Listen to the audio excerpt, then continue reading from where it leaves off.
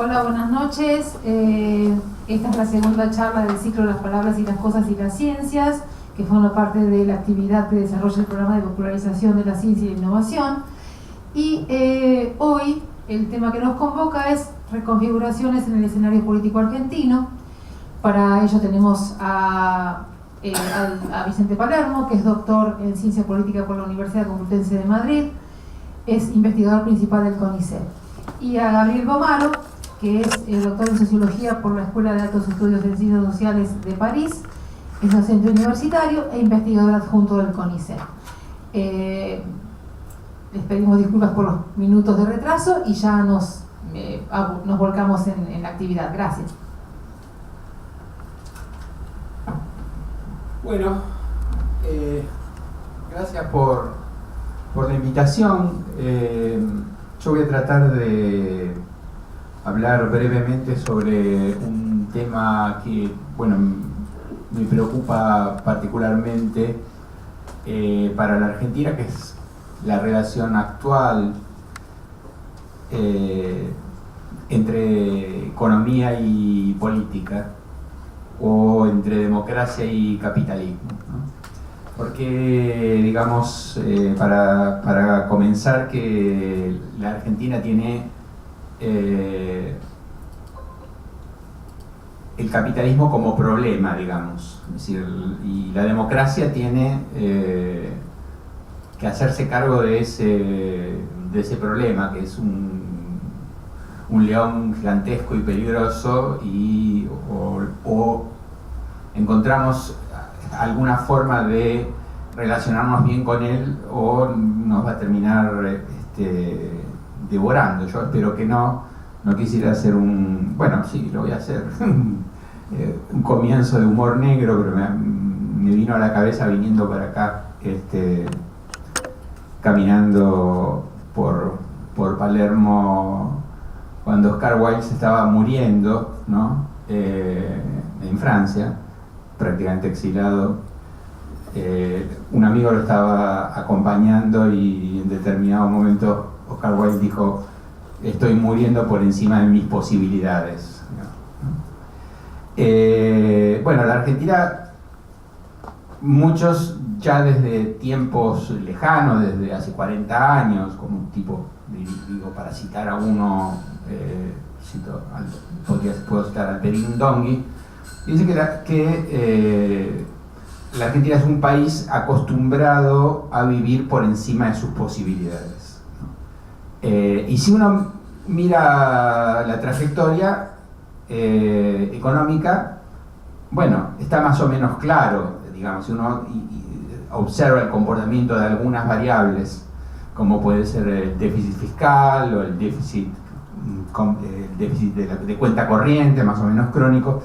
Está claro que eso en principio es correcto, es decir, que efectivamente la Argentina... Ahora, ¿qué quiere decir vivir por encima de sus posibilidades? Bueno, por un lado yo diría que hay, hoy por hoy, hace 30 años o 40 no era tan así, pero hoy por hoy hay tres grandes aspectos que me parece que tienen que ver con esto como problema de vivir por encima de las posibilidades. El primero, en términos, digamos, de lo que puede ser preocupación social, ética y lamentablemente no tanto política, es la pobreza, digamos, ¿no? No voy a entrar en el tema porque más o menos creo que sabemos todos de qué estamos hablando, de cómo se instaló una pobreza y, digamos, una exclusión social muy importante, a la cual de una forma u otra, digamos, hay que dar respuestas, o de una forma u otra, digamos, golpea las puertas, a veces con más ruido, otras con menos, del mundo del sistema, digamos, político. Bueno, el segundo tema, digamos, es lo que se podría decir con Olivera, Julio Olivera, el economista famoso de hace de unas cuantas décadas, uno de los creadores del pensamiento económico argentino del siglo XX, lo que se llama el tipo de cambio de equilibrio social, que tiene que ver con la potencia de demanda de los trabajadores, ¿no? Que, digamos, no soportan, y no tienen por qué soportar, digamos, un dólar, un salario devaluado en términos de dólar. Tienen una demanda de un dólar alto, en un salario alto en términos de dólares. Entonces, contra un tipo de cambio de equilibrio social, él decía, hay un dilema entre un tipo de cambio de equilibrio social y un tipo de cambio de equilibrio económico, de mercado. El tipo de cambio de equilibrio de mercado es, bueno, tenemos un dólar muy alto o alto y o sea, tenemos un peso devaluado, los trabajadores ganan menos y se exporta más, se puede exportar más. Y un tipo de cambio de equilibrio social, se compra tranquilidad social, pero se atrasa el cambio. Y al atrasarse el cambio, se incuba una crisis económica a corto plazo o a mediano plazo, según sea el caso y el comportamiento de una serie de variables. Y el tercer tema es el de lo que también la literatura económica ya bastante más reciente ha denominado la trampa de las clases medias, no solo para la Argentina, digamos. La trampa de las clases medias consiste en que, mal que bien, estos países consiguen desarrollar clases medias. La Argentina es un país, es decir, bueno, más allá de todas las convulsiones que ha tenido y de toda la declinación económica y social y todo lo demás, ha ido desarrollando, empezó muy temprano comparativamente y ha desarrollado una clase media. Bueno, una parte importante, esta clase media tiene demandas también, como los otros, por encima de lo que se le ofrece, por encima de lo que la economía le puede proporcionar, ¿no? Y tiene demandas cada vez más sofisticadas, porque esta clase media, bueno, entre otras cosas, es media, pero es una clase media que puede viaja al exterior o ahorra en dólares porque ya aprendió que tiene que ahorrar en dólares, porque si no después se arrepiente, ¿no? Entonces tiene un grado de sofisticación importante y esto está constituido como una trampa en el sentido de que, digamos, es consecuencia de un desarrollo, pero es un desarrollo que crea, digamos, un desequilibrio. Entonces, una vez que se colocan con grandes contingentes sociales en esa situación de clase media, no hay cómo atenderlas, digamos. Ahora, todo esto ¿cómo se podría entender? Bueno, perfecto, si hay, digamos, la solución es simple. Si hay una sociedad que demanda por encima de sus posibilidades, bueno, ¿cuál es la solución? Y la solución es el crecimiento, obviamente, es decir, un tipo determinado de crecimiento. Esa es otra cuestión, si es un crecimiento con equilibrio ambiental o no, o si cuál es el grado de distribución social que ese crecimiento importa, pero hace falta crecer. Ahora, el problema es que la Argentina no crece o crece mal, digamos. Si la Argentina conoce un estancamiento que ya lleva décadas, o cuando crece mal. ¿Crece mal? ¿Qué quiere decir que crece mal? Crece mal es que genera desequilibrios. Es decir, la Argentina tiene una economía mal integrada al mundo, de modo tal que cuando crece necesita importar más de lo que es capaz de exportar, en términos generales. Hay pocos sectores que son competitivos internacionalmente, y entonces el crecimiento económico argentino es fallido.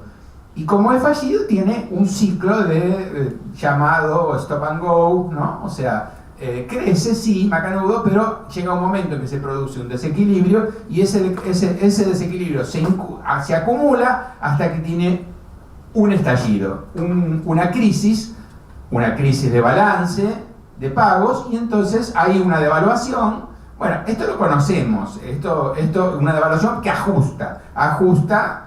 La palabra ajuste, ustedes, digamos, creo que más o menos tienen la resonancia de de esa palabra, y ese ajuste sí resuelve las cosas en el corto plazo, pero en el largo no cambia nada. En el largo la economía sigue siendo cerrada y carece, digamos, de capacidad de ser más productiva, es decir, productiva internacionalmente, ¿no? Entonces tenemos que hay dobles desequilibrios, digamos, porque tenemos el desequilibrio de balanza de pagos y el desequilibrio interno que tiene que ver con la inflación, ¿no? Con la fuga de capitales. La fuga de capitales es en realidad, básicamente, es ahorro externo, es decir, gente que decide dolarizar sus ahorros. Y para la Argentina eso es absolutamente impresionante en términos comparativos. Es impresionante y tiene un efecto enorme porque en la Argentina no hay un mercado de capitales. Es decir, todos tenemos, digamos, dólares, los más grandes los tienen afuera, los más chicos los tenemos debajo del colchón, lo que sea. Pero todos tenemos dólares y no hay mercado de capitales. Y Argentina no relaciona como una economía capitalista más o menos normal, no relaciona el ahorro con la inversión, no hace esa conexión tan fundamental en el desarrollo económico. Entonces, lo que hay es un problema de sustentabilidad. O sea, la economía argentina no es sustentable. O sea, la Argentina no termina de hacerse cargo de que tiene insustentabilidad. O sea, es una economía que está en desequilibrio crónico y que no puede salir de ese desequilibrio. Hoy por hoy no puede salir de ese desequilibrio. ¿Cuándo empezó todo esto? Yo la verdad es que no lo tengo claro. Si me apuraran un poco, tuviese que apostar, no sé qué pensarán los historiadores económicos sobre una pregunta así, es decir, bueno, pero todo esto ¿cuándo comenzó? O sí sé, pero no me termina de convencer. Yo diría que comenzó en 10 años que van de 1948 a 1958. Porque durante el peronismo se consolidó esa economía cerrada con actores muy potentes, actores obreros y actores empresariales muy potentes, con capacidad de generar demandas por encima de la productividad de la economía argentina. Pero ¿qué pasó? Que de algún modo u otro el régimen peronista en los últimos años, yo diría que era bastante consciente del lío en el que estaba, y los congresos de la productividad, que son tan poco estudiados, poco conocidos, fueron iniciativas que vinieron de arriba para abajo, ¿no? Pero iniciativas bastante bien, o por lo menos no sé si bien concebidas, creo que estaban bastante bien concebidas, pero además indicaban que había clara conciencia de que había que salir de ese atolladero, aunque no se supiese cómo, digamos. Había clara conciencia. Está bien, uno puede decir, bueno, no, sí, pero los sindicatos dijeron que no, y los empresarios dijeron que no, a lo que les tocaba a cada uno, lo que se podía esperar que les tocara. Sí, está bien, pero no nos olvidemos que esas negociaciones precisan ser, como se dice en la teoría de los juegos, iterativas, ¿no? O sea, precisan reiterarse para que se genere conocimiento, confianza y todo lo demás, una aproximación más segura a las reglas de juego, de lo que. Entonces, y eso se cortó en el 55, y en el 55 vino una represión brutal, ¿no? Donde hubo por un lado un intento de ajuste, que efectivamente el ajuste se fue concretando en los años, y por el otro lado yo diría, bueno, no se pudo ir contra los sindicatos, no se pudo en definitiva avanzar contra los sindicatos. Eso la ley de Frondizi de asociaciones profesionales creo que lo muestra claramente, que no se pudo. Pero lo que sí se pudo es generar conductas cerradas y defensivas por parte de los actores y desconfianza por parte de los actores. O sea, a partir de ahí se consolidó el comportamiento defensivo, cerrado del sindicalismo, porque en realidad no había con quién negociar y qué negociar. O sea, ese cambio tan brutal, tan torpe de las reglas de juego, terminó consolidando los comportamientos desconfiados y totalmente defensivos y no innovativos de los distintos sectores. Entonces el cortoplacismo se fue generando, y se fue generando un ciclo donde la falta de confianza fue teniendo un impacto, digamos, en el comportamiento de los actores, en la debilidad creciente del Estado y en la pérdida creciente de valor de la moneda, ¿no? Bueno, no solamente en términos inflacionarios, sino en términos prácticamente de ausencia, evaporación creciente de la moneda doméstica, ¿no? Entonces yo diría que esa situación comenzó ahí, pero a partir de ahí lo que tenemos sí son los ciclos que están bien estudiados, y que en cada ciclo refuerza los rasgos perversos, refuerza, por supuesto, la desconfianza. Si uno dice, ¿qué aprendimos en el 75 los argentinos, ¿no? ¿Qué aprendimos con el Rodrigazo? Y una cosa que aprendimos es que no podemos ahorrar en moneda doméstica, que el que ahorra en moneda doméstica es un idiota. Bueno, entonces el juego es un juego muy perverso, porque cada uno defiende y hace bien. ¿Qué le va a hacer? Hace bien defender su interés individual, pero a nivel agregado eso es destructivo para el conjunto. Es un simple ejemplo, ¿no? Entonces, bueno, yo lo que digo es, por un lado, que digamos, la verdad es que el grado de insustentabilidad de la economía argentina es muy alto, y no sabemos, nadie lo sabe, cómo resolver el problema. La verdad es que no hay fórmulas, recetas. Bueno, hay algunos gobiernos que tienen una idea más o menos ingenua sobre el tema. El gobierno de Macri, no sé qué va a decir Gabriel, pero el gobierno de Macri realmente, digamos, peca de... Bueno, ahora hay que ver, pero pecó bastante de ingenuidad. Y no sé si eso es realmente la raíz del problema, pero yo publiqué ayer un artículo, digamos, mientras lo estaba escribiendo, se me ocurrieron algunas, me acordaba de algunas expresiones. Una equivocadamente se la atribuía a Guillermo O'Donnell. En el apuro, para escribir esos artículos, escriben de apuro, me equivoqué, pero Portantiero hace 40 años hablaba de empate hegemónico, ¿no? Empate social o sociopolítico hegemónico. Es decir, ningún sector está en condiciones de establecer una hegemonía, porque los otros sectores tampoco están en condiciones de establecerla, pero sí de frenar.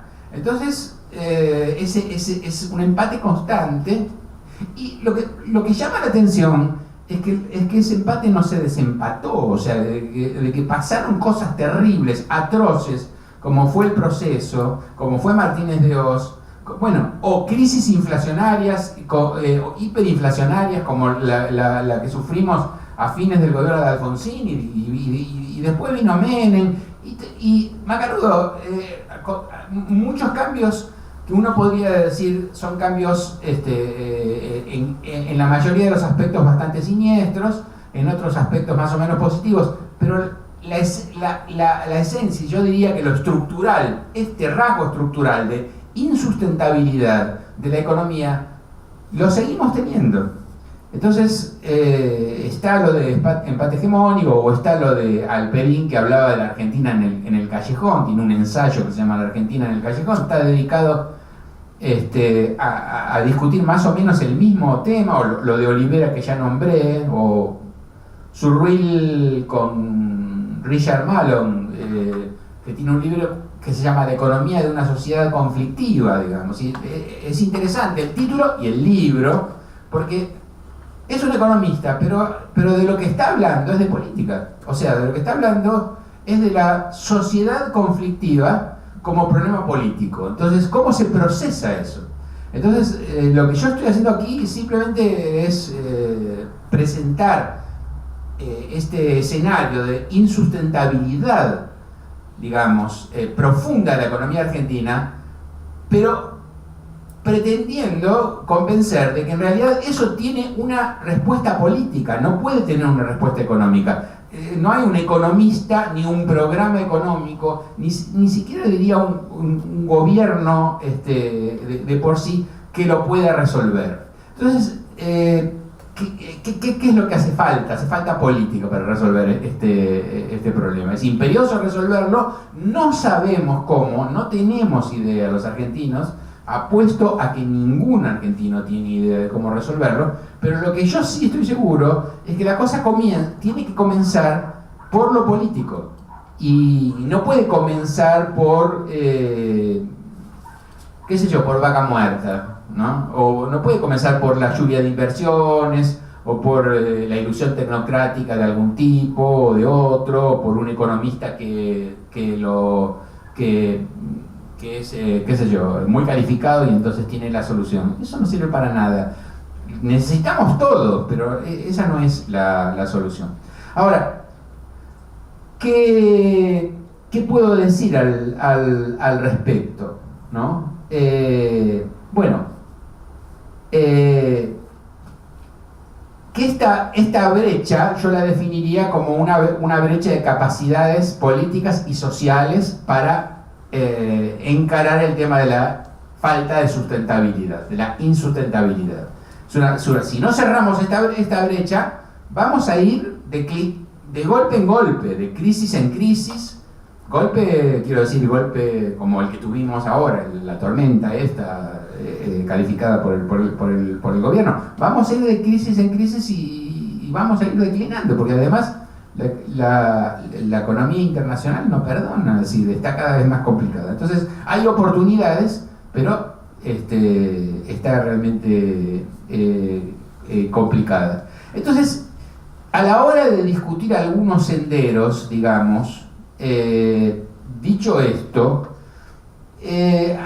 yo no tengo soluciones, no tengo recetas, pero a mí me parece que hay algunas cuestiones que son muy importantes, que son indispensables, que probablemente no de ninguna manera cubren todo ni nada por el estilo, y seguramente la solución pase por algún lado político que uno no ve, digamos, como suele suceder, digamos, ¿no? Que uno cree que está viendo claramente las cosas, pero no, hay un elefante ahí y está a la vista y no lo ve, digamos, ¿no?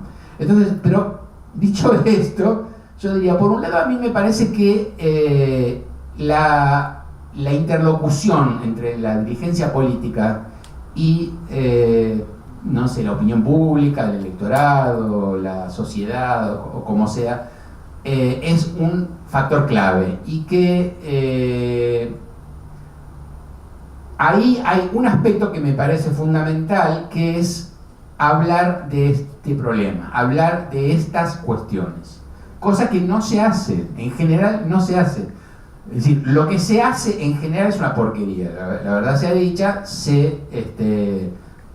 Se juega al juego de la demagogia o de la banalidad constantemente por parte de tirios tanto como de troyanos, pero la verdad es que se es muy concesivo y entonces, claro, en ese marco sí es lógico que aparezca un Durán Barba diciendo, no, bueno, no se puede hablar de esto, no hay que, pero sí hay que comunicar, pero comunicar ¿qué? Digamos, o sea, hacemos un componente la comunicación como un componente de la política. Muy bien. ¿Y cuál es el diálogo? ¿Cuál es la interlocución? ¿Cuál es la franqueza con la cual se le dice a la gente cuál es la situación actual, cuál es la verdad de la cuestión? A mí me parece que este tema hay que encararlo derecho viejo, hay que encararlo... Ahora, ustedes me dirán, no hay políticos con esa valentía, un político que haga eso es suicida. Bueno, no sé, puede ser. Yo todos esos argumentos los conozco, digamos. No presumo, pero en general esos argumentos los conozco. Pero de cualquier forma, creo que hay situaciones en las cuales se puede llegar a decir cosas que son relativamente nuevas para la gente y no incurrir por parte de los políticos y por parte de las élites en general en el simplismo, en las soluciones. La vez pasada escuchaba a Esper, Nielsen. Esper es terrible, digamos, ¿no? Pero Nielsen, ¿no? Que tiene todo el look de hombre sabio, ¿no? Y el tipo decía, no, sí, está mal que haya elecciones cada 2 años, y tiene que haber presidencia, hay que volver a las elecciones presidenciales cada 6 años, ¿no? Como si fuese una cosa obvia, digamos, como si fuese una solución.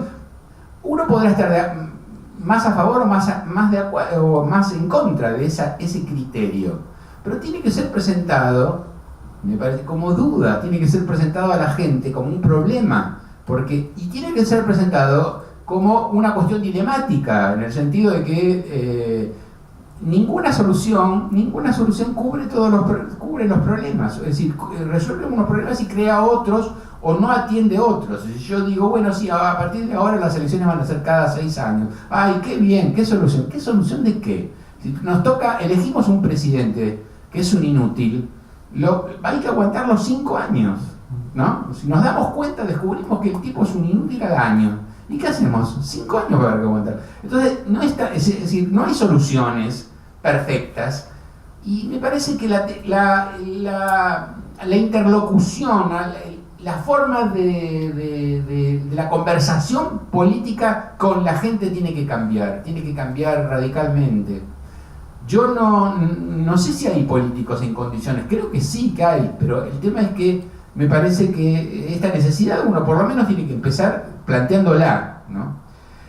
Lo mismo me parece que es importante el diálogo. Es decir, el diálogo en la élite misma, en las élites mismas, me parece que es fundamental, ¿no? Es decir, me parece que el diálogo en un sentido profundo, en un sentido donde vamos a la búsqueda de alguna cosa útil y verdadera que nos pueda decir el otro y que todavía nosotros no la conocemos. Es decir, si no es así, no hay diálogo. Y mostrar eso, mostrar de que eso es posible, es un elemento de reconstitución fundamental de la clase política. Y en general no se hace. Bueno, los medios están, bueno, yo tengo tristes experiencias al respecto, digamos, ¿no? Pero bueno, el tema, a mí me parece que estos dos componentes creo que apuntarían a alargar los tiempos de la política, digamos que precisamente por todo esto, por la falta de confianza, la política argentina es extremadamente cortoplacista, ¿no?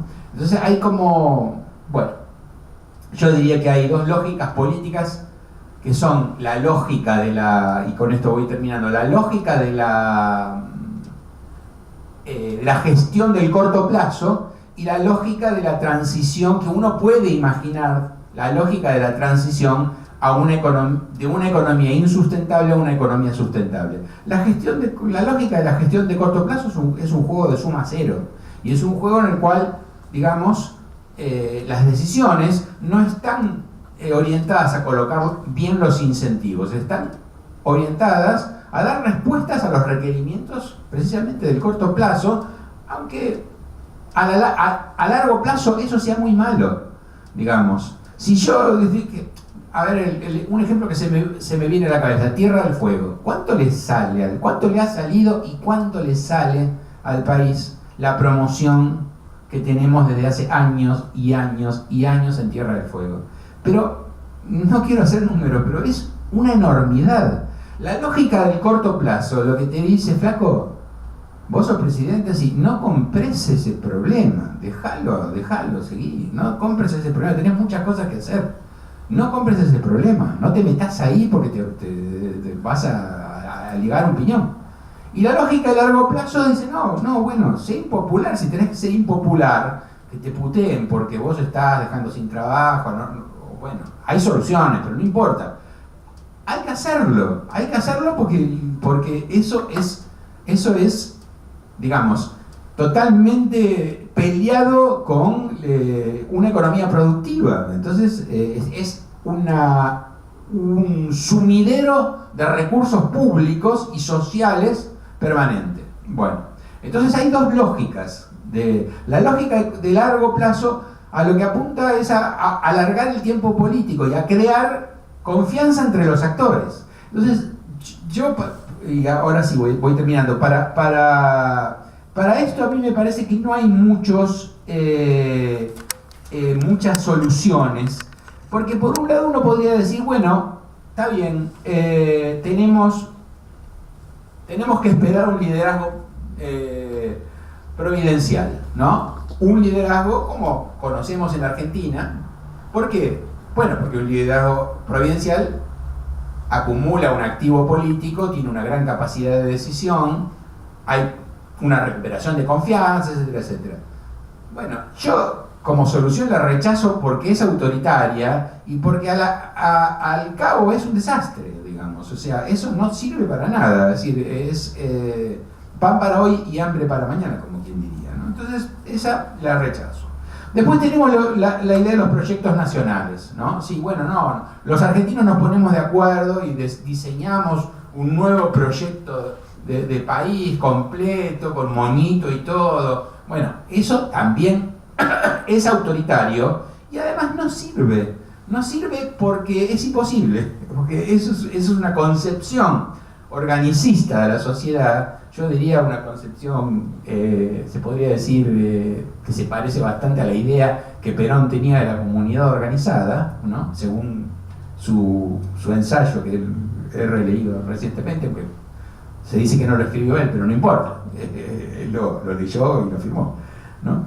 Que también es una cosa vertical y que depende, si un proyecto nacional va de que necesariamente tiene que depender de unos valores que están por arriba de todos. Los aceptamos todos. Bueno, eso no sirve, pero realmente... Y las políticas de Estado, las famosas políticas de Estado, tampoco me parecen razonables, porque las políticas de Estado es decir, en algunos campos sí uno podría decir, bueno, pero en relaciones exteriores, ¿no? Si todo lo que es, de lo que se ocupan, bueno, macanudo, ahí hacemos una política de Estado. Pero en las políticas públicas interiores, las políticas de Estado serían transferir a las burocracias y a las tecnocracias la política. Y eso es promesa de desastre también. Entonces, es autoritario, pero además es promesa de que eso se hace mal. La política la tienen que hacer los políticos, o la interacción entre la política, la burocracia, la sociedad, pero no puede ser que las políticas se transfieran, del poder decisorio se transfieran a las tecnocracias. Entonces, una cosa interesante, los colapsos, ¿no? Los colapsos como el del 2000, como el de la hiperinflación, o como la Martínez II Malvinas, ¿no? El 2001, no, en la Argentina no sirven, no sé por qué, pero bueno, podrían guitarrear, pero la verdad es que no sirven. O sea, los colapsos que tiene si uno agarra Mancur Olson, por ejemplo, y dicen, bueno, no, sí, pero hay sociedades que están totalmente trabadas, pero viene una catástrofe, pierden una guerra, por ejemplo, y entonces eso cambia los incentivos, ¿no? Los recoloca bien los incentivos. Bueno, en Argentina eso no sucede, no sucede, así que no hay para qué, es decir, eso es sufrimiento popular inútil, además, que hay que evitar porque es nefasto. Y después todo lo que son acuerdos macropolíticos, coaliciones de reforma y todo lo demás, bueno, uno podría decir, y sí, en una de esas sí, uno lo puede ver con mejores ojos, pero hay un problema, que en la Argentina tenemos gobiernos débiles y no tenemos Estado, tenemos un Estado débil. Entonces los acuerdos no van a tener el marco de autoridad estatal, el marco que por naturaleza necesitan. Entonces, sí, yo puedo decir, vamos a hacer un gran acuerdo político, un proyecto nacional no, pero un gran acuerdo, ¿no? Negociado, lineamientos, pero ¿dónde está el marco que organice esto? No lo veo. Y entonces me parece que lo que queda como alternativa, aparte del tema de la interlocución con la sociedad y aparte del tema del diálogo, que me parece fundamentales, ¿no? Es el tema de unas relaciones, digamos, acuerdos, establecer marcos de acuerdos de largo plazo en el diseño, ¿no?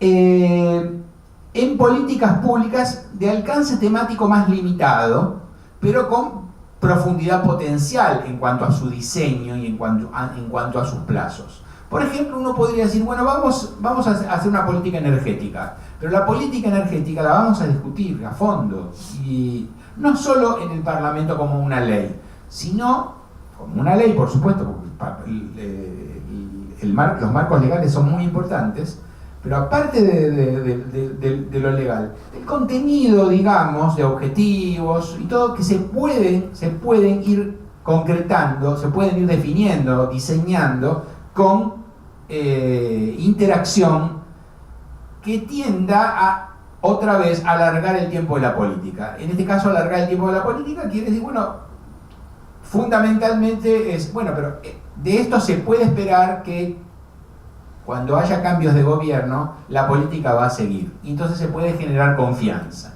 Se puede generar confianza recíproca, ¿no? A partir de ¿qué? De acuerdos que sean asumidos ante la sociedad.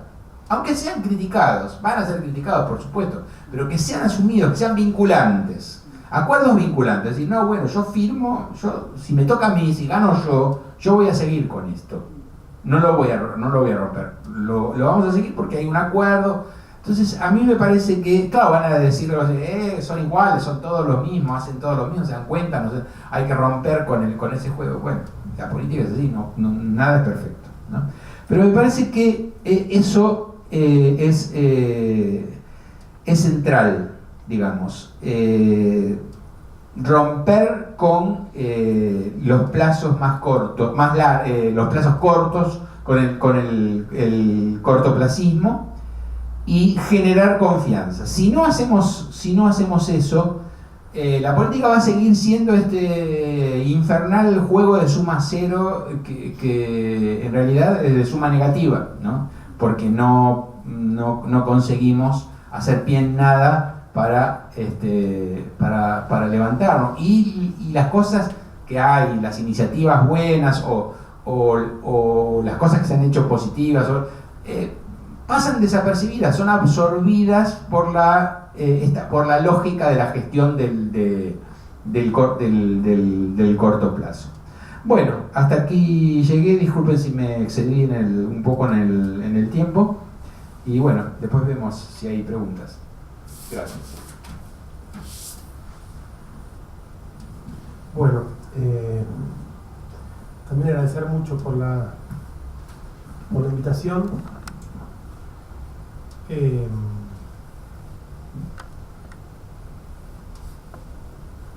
Bueno, esta charla, este encuentro, cuando pensaba cómo pensar la coyuntura actual, que fue un poco el tema que terminó convocándonos, siempre intento, yo hice algo muy parecido, pensar la coyuntura, historizándola, pensándola un poco en el tiempo mediano, o en el caso, digamos, en mi caso, o más largo, de la historia del país. Y yo quería pensar las tensiones político-económicas de la coyuntura en relación a el partido de gobierno, el partido que comanda la coalición electoral y política de gobierno, Cambiemos, y el PRO como partido hegemónico o partido dominante dentro de la coalición de gobierno. Las tensiones constructivas en la historia del partido, cómo las fue resolviendo con el tiempo y cómo eso sigue presente hoy en cierta medida en los problemas del presente, o qué nos ayudan de esas tensiones en tu caso para pensar el presente. Y yo creo que hay una tensión constructiva de PRO que está en la coyuntura del origen y que se mantiene en el tiempo, que es la tensión entre un partido que se presenta como nuevo, un partido de la novedad, un partido de outsider, gente que se mete en política, etcétera, y que viene a poder, digamos, reflexionar en ese punto, y su relación ambigua con la política más tradicional en diferentes sentidos que vamos a intentar plantearlos ahora a lo largo de la conversación. Esa ambigüedad estuvo presente en el nacimiento de PRO allá por 2001-2002. Si lo pone un poquito más cerca, mejor. No voy a hacer la historia del partido, pero digo, simplemente recordar que... Un poquito más. Ahí está. Sí. Gracias. Por favor. Bueno, todo lo que dije hasta ahora no fue importante, así que no se preocupen. Decía recordar algunos puntos de esa coyuntura del 2001 y 2002 y de un diagnóstico que hizo sobre todo Macri y su grupo más cercano, que tiene, si se quiere, dos aristas fundamentales. La primera era una lectura de la crisis, de qué significaba esa crisis, y básicamente la idea era que esa crisis, digamos, debería dejar un aprendizaje respecto de cómo hacer las reformas, y un poco mantener la agenda reformista de los años 90 en su dimensión realizada y en su dimensión inconclusa, pero ahora llevarla a buen puerto. Digamos, era un diagnóstico respecto de las razones de esa crisis bastante diferente a lo que uno puede llamar después el consenso post-neoliberal. Y una segunda cuestión que tenía que ver con la relación con la así llamada clase política, digamos. Había una idea de que el gran problema de ese momento tenía que ver con que había que renovar o que ofrecer a la clase política una renovación en dos sentidos, una renovación de cuadros y una renovación de instrumentos, de vehículos políticos. Y es por eso que el grupo de Macri, digamos, ahí se separa del otro grupo que fundó esa fundación originaria o prehistórica de PRO.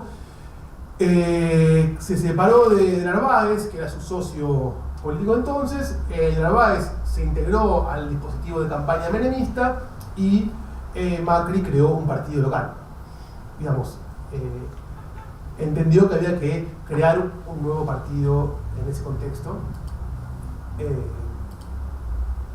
conducido por él y por su entorno. Y en segundo lugar, en todo el desarrollo de PRO, desde ese 2001-2002, desde esa decisión que separa a los socios, que los vuelve a juntar ocasionalmente, pero que los separa casi definitivamente en cuanto a armado político,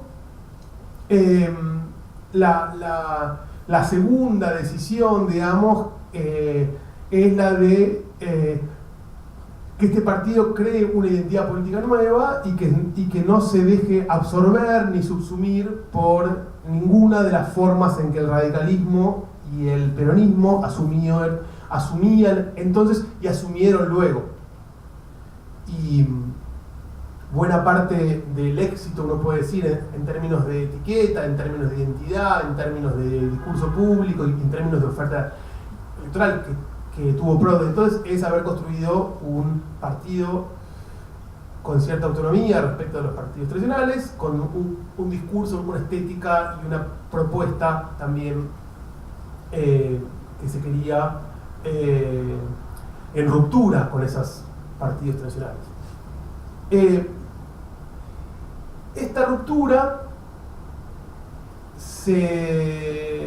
tuvo su correlato en la vida interna del partido. Por supuesto que el PRO es un partido con una vida interna muy débil, con las condiciones muy concentradas en una pequeña coalición dirigente, como fuera parte de los partidos en Argentina, con circuitos muy informales de toma de decisiones, pero cuando uno mira de cerca cómo se construye esa coalición dirigente que ordena la estrategia y que, digamos, reparte, distribuye los recursos que ese partido tiene para distribuir, que fueron hasta el año 2007 básicamente cargos legislativos, y a partir de 2007 cargos ejecutivos, legislativos y bueno, todo lo que implica el control del aparato de un Estado relativamente importante, como el porteño. Cuando uno mira entonces la división del trabajo al interior del partido, se encuentra con que llamativamente, contra lo que uno podría pensar, el partido está controlado por nuevos políticos más que por políticos de larga data. Nosotros hicimos hace muchos años, en el año 2011, una primera encuesta a los cuadros políticos del PRO en la ciudad de Buenos Aires y nos sorprendimos relativamente con los resultados en términos de las proporciones de viejos y nuevos políticos que había. Cuando digo viejos y nuevos políticos me refiero sobre todo a políticos que venían de otros universos, de otros espacios sociales, sobre todo el mundo de la empresa, el mundo de las ONG, y los políticos que venían más de una carrera política tradicional, aunque fueran jóvenes, no importa, pero digo, que venían de la militancia estudiantil, la militancia partidaria, la militancia sindical, que eran muy pocos, o otro tipo de cursus honorum tradicional de la política. Digamos, entonces descubrimos que eran más o menos mitad y mitad, que había más o menos mitad de unos y de otros, con una visibilización muy desigual. Por supuesto, un partido en el que los nuevos partidos controlaban las decisiones, el discurso, la estrategia y los recursos, y eso se plasmaba en su imagen pública, se plasmaba en la idea de un partido nuevo, de nuevos políticos que se meten en política, digamos, toda la retórica que hizo fuertemente a la imagen de PRO. Cuando digo retórica no lo digo en un sentido despectivo para nada, sino a la construcción, digamos, de una identidad, de una imagen pública, etc.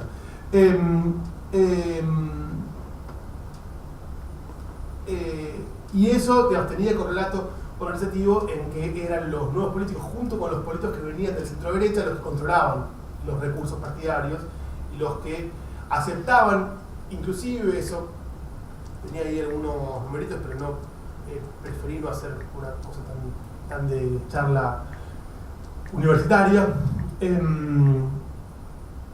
Uno cuando mira qué hacían, digamos, por ejemplo, qué porcentaje de nuevos y de viejos partidos que estaban afiliados al PRO cuando hicimos la encuesta, inclusive en el año 2011, después de 4 años de gestión en la ciudad, era muy claro que los viejos políticos estaban mucho menos afiliados al PRO que los nuevos políticos, que estaban mucho más afiliados y además tenían cargos dentro del partido, invertían más tiempo, invertían más recursos en la vida del partido, y al mismo tiempo el partido se construía con ellos, y los viejos políticos tenían un rol mucho más secundario y, insisto, que estaban hasta poco afiliados al partido en ese momento. Como un indicador más, por supuesto, uno puede decir con lo que tiene este indicador, digamos, en Argentina, pero sería raro pensar que haya candidatos de partidos sociales que no estén afiliados a los partidos por los que se presentan en las listas. Y también entonces veíamos que los viejos políticos ocupaban más, digamos, en proporción más lugares en las listas, en lugares expectantes, o sea, con posibilidades de salir, que los nuevos políticos, y que los nuevos políticos, a la inversa, tendían a ser los que ocupaban, digamos, cargos de relleno de las listas, con lo cual la actividad legislativa en general, digamos, quedaba después sobre todo en manos de los viejos políticos. Lo mismo, digamos, y en tanto en el Estado estaban más o menos repartidos los cargos entre unos y otros.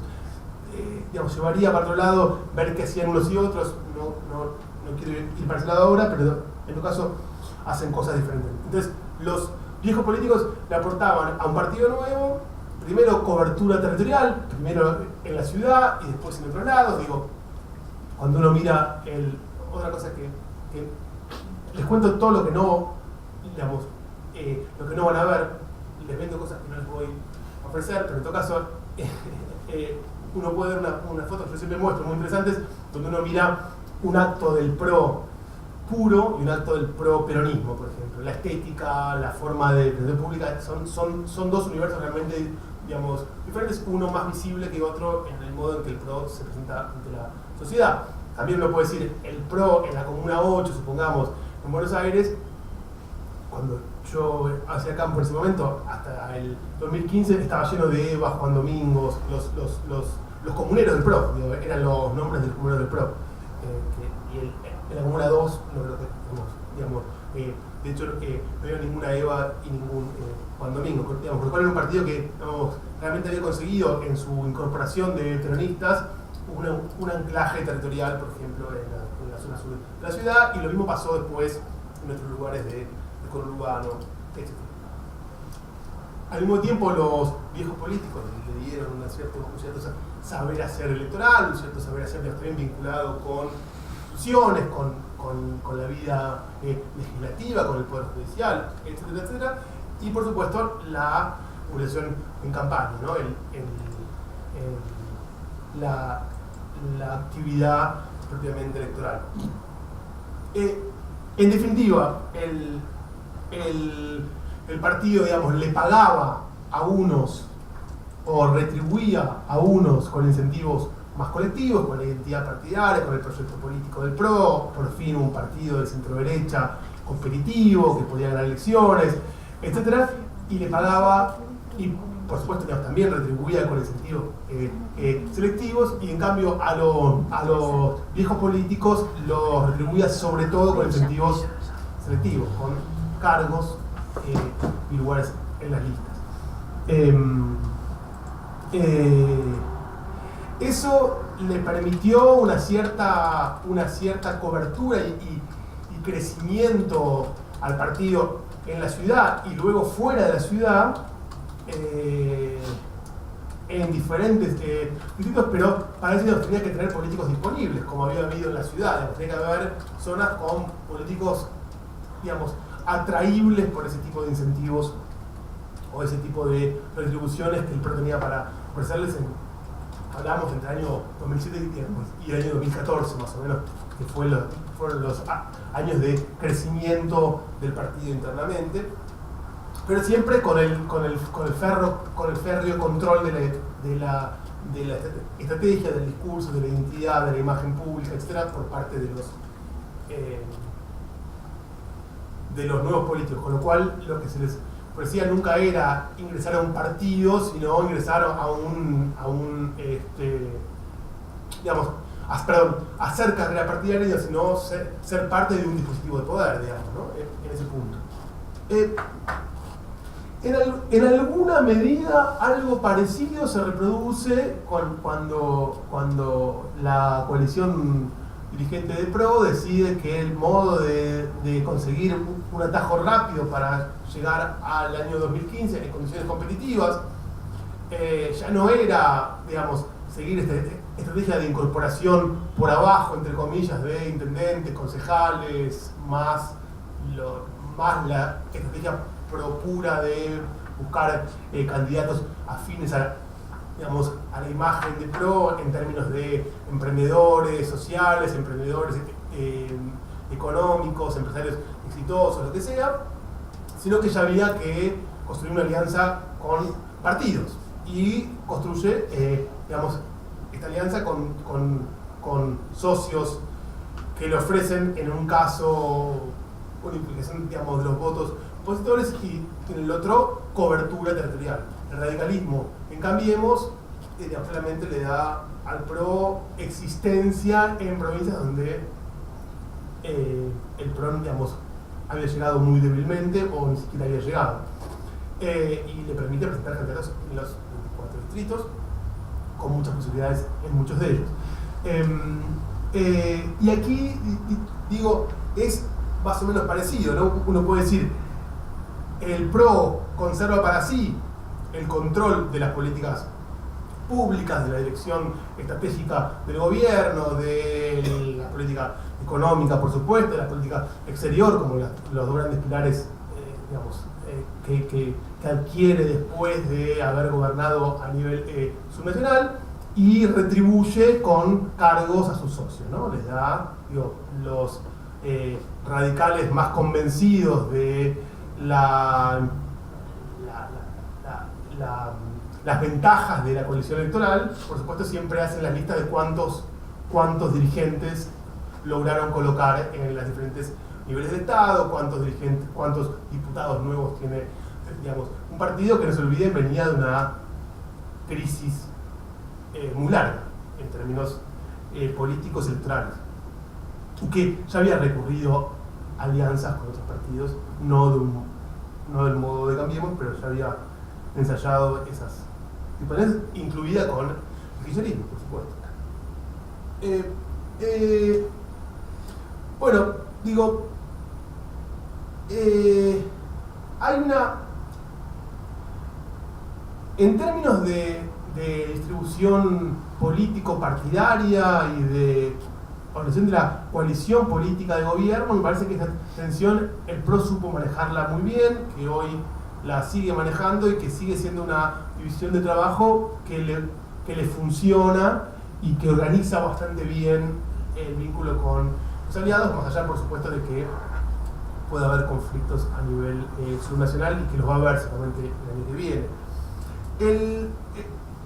Uno puede decir, el buen diagnóstico político y organizativo del PRO fue muy claro, y también uno puede decir fue un buen diagnóstico en el término de qué estratégicas seguir, en términos de no diluir su identidad y de mantener esa marca nuevista que le dio resultados. Bueno, Cambiemos es una forma de afianzar justamente esa identidad nuevista y de expresar el rechazo a un ciclo político que ya llevaba 12 años y que estaba en un declive en diferentes niveles. El problema, en todo caso, entre lo nuevo y lo viejo tiene que ver con cuando ya como Cambiemos, esta nueva coalición política tiene que establecer un diagnóstico socioeconómico y tiene que establecer una geometría o un dispositivo que le permita justamente gestionar esta relación entre un proyecto de renovación y el lidiar con actores tradicionales. Y aquí uno puede decir varias cosas. En primer lugar, así como en términos electorales el PRO logró suplir de formas diversas, algunas las contamos, su débil base social, su débil base nacional, en términos económicos es claro que el gobierno nunca encontró su base social y sobre todo no encontró su base económica, digamos. Ese empresariado imaginado, como un empresariado de riesgo o de inversión exterior o interior, poco importa, no, en los hechos se reveló bastante ficticia como realidad. Digamos, aquí nos vamos con algunos de los problemas que creo mencionó Tito, aunque desde otro punto de vista, pero creo que que se tocan bastante. Uno puede decir que en este sentido, digamos, un proyecto que se quería renovador por primera vez, en todo caso de modo democrático, querer instaurar una verdadera sociedad de mercado, se encuentra con que no hay actores de mercado que le respondan, y el comportamiento de su base, digamos, de los sectores a los que se dirige es un comportamiento más cortoplacista y más propio de un capitalismo, digamos, de rapiña o de paso, que de un capitalismo de inversión de mediano plazo y hablar de largo plazo. Digo, y ahí por supuesto parte del mal diagnóstico del gobierno creo yo que se agudiza con el hecho de haberle ofrecido enormes oportunidades a esos actores para ser ingentes, esa palabra nunca la uso, pero me encanta, ingentes, beneficios económicos, financieros sobre todo, de corto plazo, digamos, no haber generado circuitos, todo el carry trade y todas las palabras de los brokers que yo aprendí en los últimos meses y que tienen que ver con una dinámica de capitalismo financiero cortoplacista en el que Argentina se vio fuertemente inmerso en los últimos años y que está en la base en buena parte de la crisis financiera y económica que se inició en marzo de este año.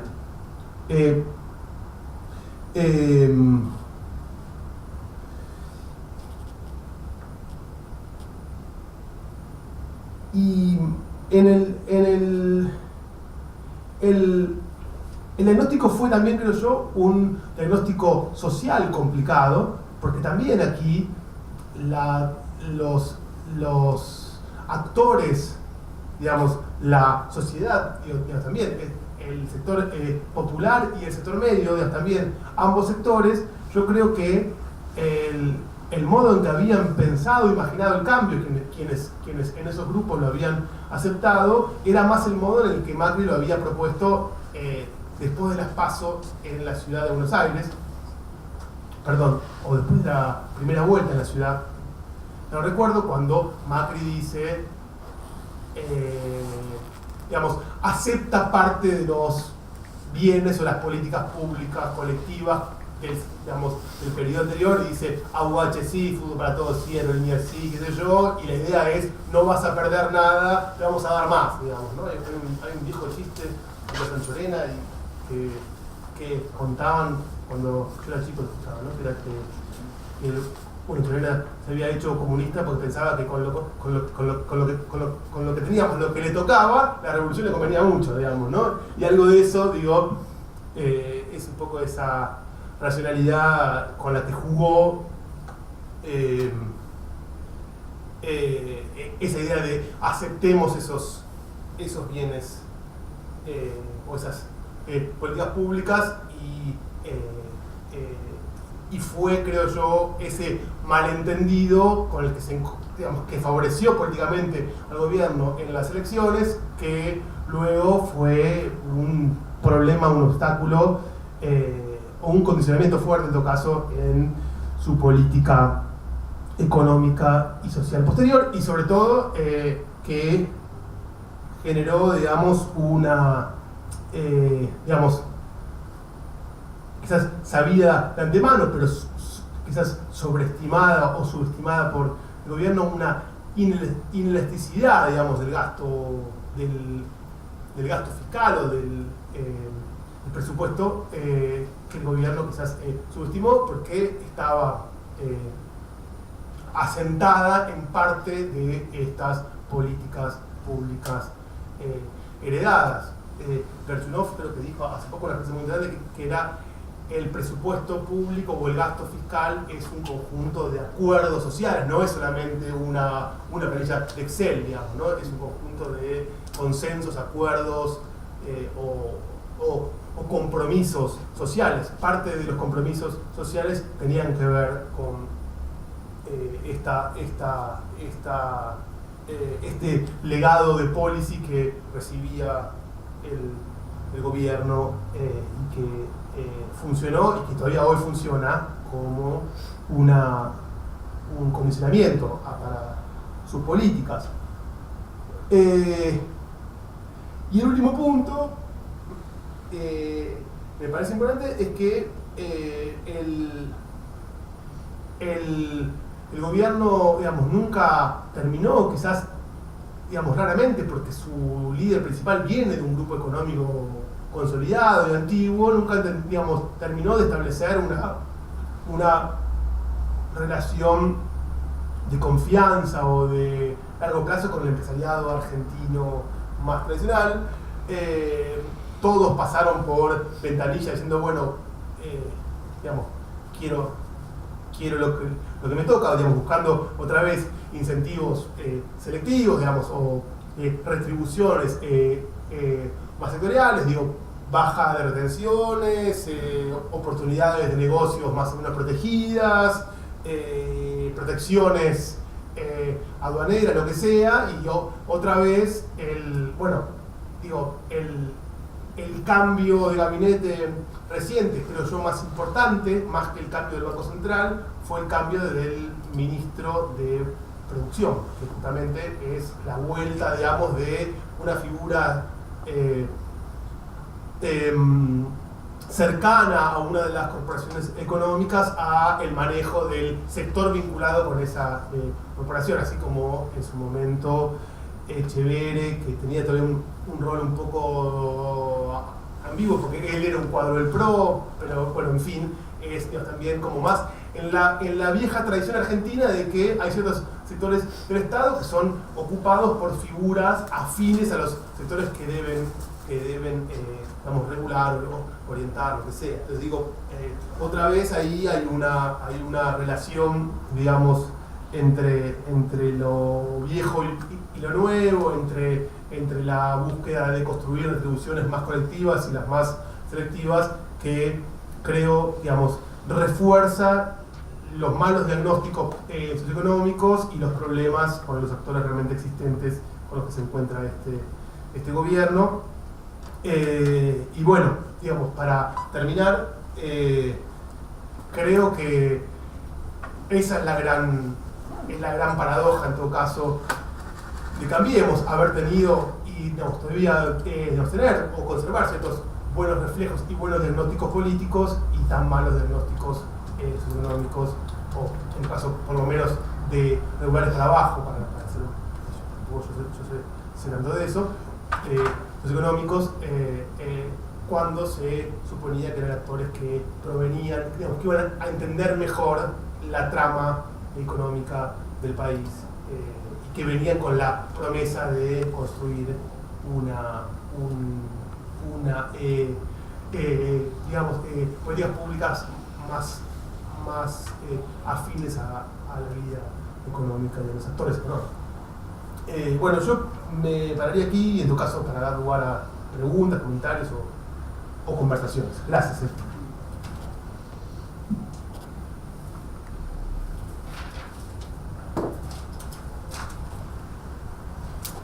Bueno, escuchan, así que no... Ese micrófono no sale, la gente no te escucha.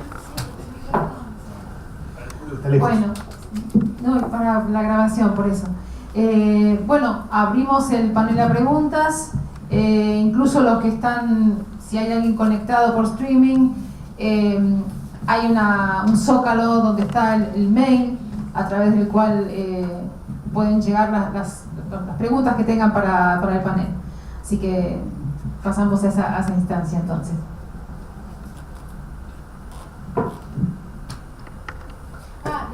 Paso el micrófono, no, pero para que se grabe.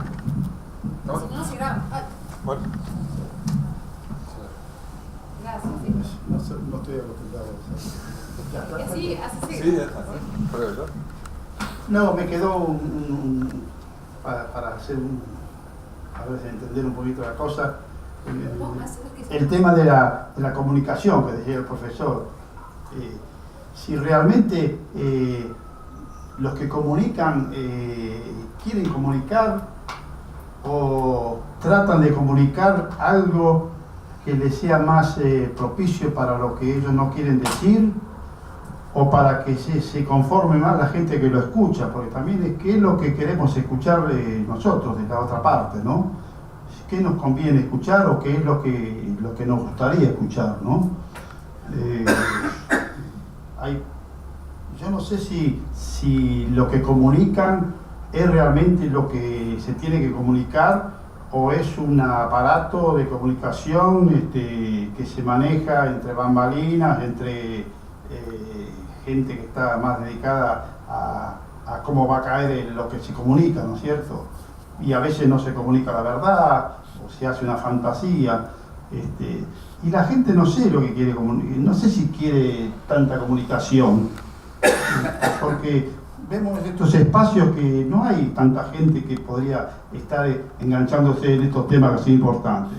Y yo creo que si hoy nos ponemos a fijar cuánta gente está viendo televisión, y hay mucha más gente en estos horarios que en estos espacios que podrían ser un poco mejor, ¿no? Así que bueno, no sé, se lo dejo medio picando, como una inquietud de un ciudadano común, ¿no? Porque no queda por eso. Gracias. ¿A alguno de los dos panelistas o la pregunta va para...? Yo también me pregunto, ¿no? Realmente. Para los dos. Sí. O para Vicente, porque te sacó el tema. No, De la interlocución con la sociedad. No, yo no tengo una respuesta clara. Las dos cosas que se...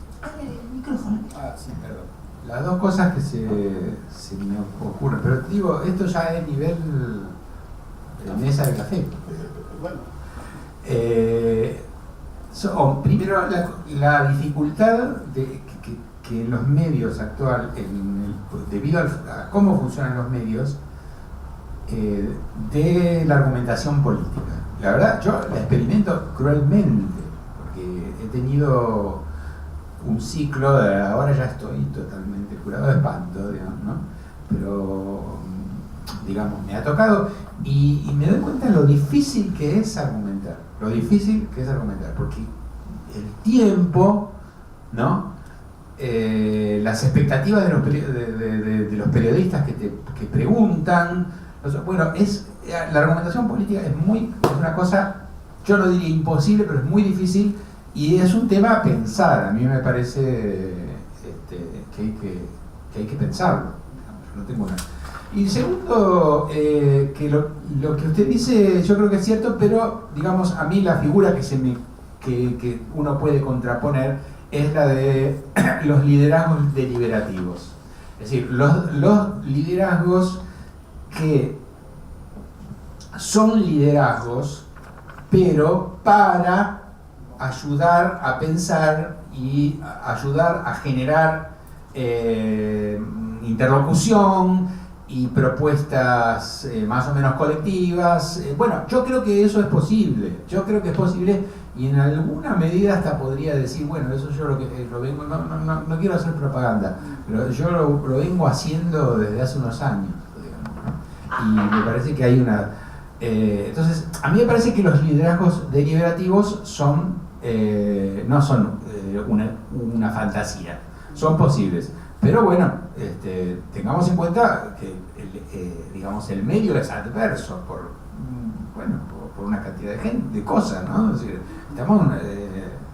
es una sociedad muy, como decía el general, pero tenemos una sociedad muy politizada, pero carente de cultura política, digamos, ¿no? Bueno, de paso, Gabriel, la pelota. No, yo digo dos cosas breves. Una es que creo que la calidad del debate público en Argentina es baja. En buena medida la polarización política no ayuda, la lógica polarizada del debate no ayuda a que haya un debate más o menos de calidad. Eso influye mucho en el modo en que los gobiernos comunican y en el modo en que son comunicadas las cuestiones de gobierno, digo, de este gobierno y de los anteriores y los que vendrán probablemente. Eso sí que no lo sabemos. Y creo que ahí hay como dos cuestiones. Hay una que tiene que ver con que, digamos, creo que para la calidad o para fomentar un debate público hay como dos cuestiones. Primero, que haya público interesado, ¿no? Que es un poco lo que usted decía respecto de si hay o no personas interesadas, y es cierto que en los momentos de crisis más polarización eso produce quizás recaimiento y apatía, digamos. Una de las posibilidades de la salida de esta crisis es la de la profundización de una apatía o un descreimiento respecto de la clase política, digamos. No creo que por ahora de una magnitud exorbitante, pero el hecho, por ejemplo, que surjan posibles candidatos vinculados con el show business, digamos, ¿no? con la la televisión, da cuenta de que quizás hay gente que está olfateando que hay un retraimiento, un descreimiento respecto de los temas más tradicionales, digamos, de la política y de los actores más tradicionales de la política. Y en segundo lugar, para que haya una conversación, una deliberación pública, digamos, de calidad, también tiene que haber, creo yo, digamos, una generación de espacios públicos con cierta posibilidad de participación más o menos igualitaria, digo más o menos, digamos, en todo caso. Y siento que también en los últimos años hubo una crisis también en el sistema, digamos, de medios, una crisis muy grande que produjo, junto con la polarización, una reducción en todo caso de los espacios de discusión en los medios, y eso creo que también que afecta. Yo creo que en ese punto me parece que este gobierno tiene un diagnóstico también ahí equivocado respecto del rol del Estado en la construcción de del favorecimiento del debate público. Yo estoy de acuerdo con que hay que separar la comunicación gubernamental del espacio público y que hay que favorecer canales públicos no gubernamentales. Creo que eso es muy importante, pero eso, digamos, yo creo que la concentración mediática sigue siendo un problema, tanto de los fierros, tanto de la colectividad como de los medios de difusión y de comunicación. Entonces, digo, creo que la despreocupación respecto de esas cuestiones también produjo una crisis en los últimos años que tampoco favorece la calidad del debate público, en mi juicio. ¿Alguien más tiene una intervención? ¿Comentario? ¿Pregunta? ¿No? ¿Fran? A mí me ayuda a organizar el campo, la visualización del campo político, pensar en la distribución del poder, en la enorme desigualdad en la distribución del poder. Digo, me parece que un poco uno podría empezar a recorrer el camino para recoger los ciertos puntos que desarrolló también Vicente sobre la sustentabilidad de la economía o esta interlocución con la sociedad. Un punto desde el cual arrancar es la enorme desigualdad en la distribución del capital, de los medios, que tiene que ver también con lo que dijo el señor. Esta interlocución con la sociedad en gran parte es mediada, hay una mediación, no es directa.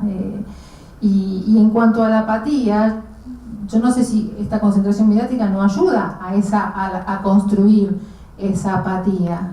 La apatía, de hecho, el target de Durán Barba es gente que se dice desinteresada de la política, para la cual es mejor el reality que la realidad, que un reality show que la realidad, y que no hay que educar. Entonces, uno piensa en ese actor, en ese votante, en ese electorado al cual él dirigió su campaña, y en realidad piensa, bueno, en qué medida la concentración mediática y la concentración del capital, que en última instancia también impacta en la concentración mediática, no están apuntando a consolidar eso, a cristalizarlo. Digo, es un interrogante que me planteo pensando que es muy interesante este diálogo con la sociedad, pero me parece que en cuanto a la desigual distribución del poder, un poder que cada vez está más concentrado y que no quiere ceder absolutamente nada. Digo, ¿cómo puede uno articular diálogos y articular acuerdos y articular políticas con un poder que está cada vez más concentrado y que digo, un país que baja el consumo de leche y aumenta el de los Audi, por ejemplo? Digo, ¿cómo se hace? ¿Cómo podemos empezar a construir eso? ¿Desde dónde?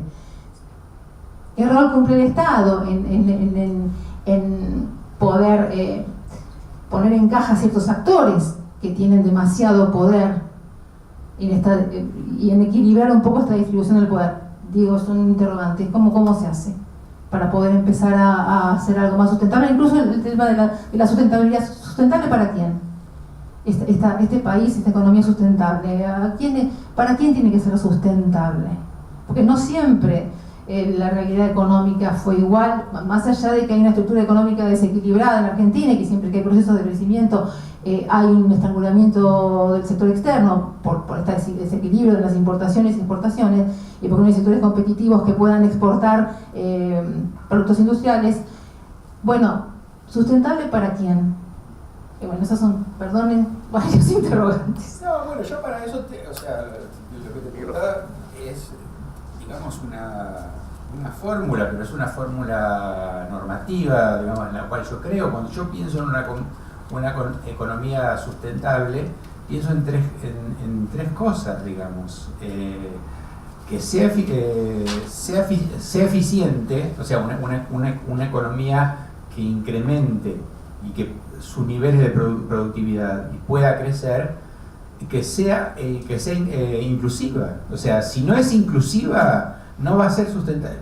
Digamos, si no es inclusiva, el escenario es horroroso. Una economía sustentable no inclusiva no es sustentable. Sí, puede ser sustentable. Lamentablemente puede ser sustentable, pero va a ser una sustentabilidad horrorosa, digamos, una sustentabilidad basada precisamente en la desigualdad. O sea, por lo menos tenemos una economía que no es sustentable, ¿no? Pero es una economía donde todavía podemos pensar en luchar contra la exclusión y concebir una sustentabilidad que tenga a la inclusión por uno de los pilares. Lo que pasa es que el otro pilar, el pilar de la capacidad de crecimiento a través de la eficiencia económica, es decir, si nosotros nos olvidamos, se cae todo. No hay sustentabilidad sin eficiencia económica. La Argentina no puede, la Argentina necesita relacionarse bien con el capitalismo, a menos que querramos otra cosa. Yo no quiero otra cosa, digamos.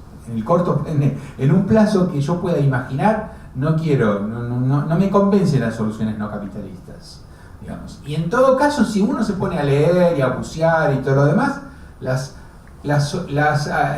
alternativas más interesantes o las utopías más interesantes son postcapitalistas, es decir, una maduración tecnológica del capitalismo que te lleva a sociedades de costo marginal cero, es decir, a ese tipo de utopías de Jeremy Rifkin, por ejemplo, Mason. Hay un montón, ahora hay un montón. Pero para llegar a eso hay que pasar por un capitalismo, digamos, dinámico. Entonces yo creo que necesitamos un capitalismo dinámico y la sociedad argentina no está convencida de eso. Es decir, somos bastante esquizofrénicos. Y por otra parte, cuando hay lo que dice Gabriel, ¿no? O sea, me parece que es... Bueno, pero ¿cómo? Ahora tenemos un gobierno, pero ¿en qué quedamos? ¿No? Es un gobierno que va a gobernar el capitalismo, pero lo gobierna mal. Un gobierno que se supone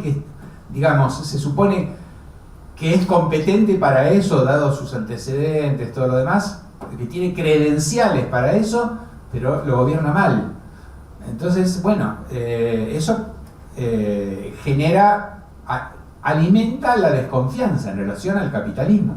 Pero me parece que la democracia argentina no es concebible sin sin el capitalismo. Necesitamos una articulación entre las dos cosas, entre la democracia y el capitalismo. Bueno, eso es mi... No digo, pero bueno, pero no hay no hay una homogeneidad en el capitalismo. De hecho, hay un capitalismo financiero que es hegemónico, pero hay otras variantes. Portugal está llevando adelante otro proyecto, digamos, político-económico, que está resultando y que para sorpresa de los propios europeos resulta. Acá también resultó. Acá hubo 12 años de... gran parte de los 12 años de crecimiento, que empezamos creciendo a tasa china. Seneca decía, hay solo viento de cola cuando se sabe hacia dónde se va. Eso también es muy interesante. Si no hay un proyecto político, es difícil determinar si el viento es de cola o si el viento nos juega en contra. Entonces, me parece que no hay una homogeneidad. Es muy dinámica la historia argentina y es muy cambiante, es muy vertiginosa. No hay un diagnóstico homogéneo que pueda recorrer incluso un periodo corto, muy corto. Mira, ¿no? yo no quiero, primero no es mi propósito entrar en una discusión política, pero te voy a decir, esos 12 años de gobierno no bajaron nunca un 25% de inflación anual. Y eso es fabricar más pobres, porque de la inflación los ricos y los que tenemos instrucción y los que ganamos más o menos bien, nos cubrimos, de una manera o de otra, nos cubrimos. Los pobres, los que no tienen instrucción, los que son de clase media baja, no tienen cómo cubrirse, o porque no saben o porque directamente no pueden. Entonces, si vos decís, bueno, no, si vamos a convivir con 30% de inflación anual, no hay problema, podemos tener un Estado quebrado, y entonces, y sí, alimentamos, bueno, disculpa, pero eso es desigualdad. Hay otras variables para evaluar, digamos, la relación. Escúchame, no te desmarques. Con el tema del capitalismo, yo te estoy hablando del capitalismo. Vos decís, hay muchos capitalismos. Sí, no es un obvio, por supuesto. Sí. Ya lo sé, chocolate por la noticia. Pero disculpa, no sé, pero me parece que, digamos, que la cantidad de información que uno puede transmitir, a mí yo no dije, bueno, vamos a discutir qué tipo de capitalismo queremos. Claro. Es totalmente lícito, pero no era lo que yo tuve pensado decir otras cosas. No si queremos un capitalismo renano, un capitalismo norteamericano, que no me gusta, un capitalismo asiático, o un capitalismo socialdemócrata, ni siquiera decir, bueno, la viabilidad de eso. Sí, puede ser que la viabilidad de la socialdemocracia como modelo de relación es interesante, y sí, es lo que más, bueno, perfecto, pero podemos acercarnos ¿cuándo a eso?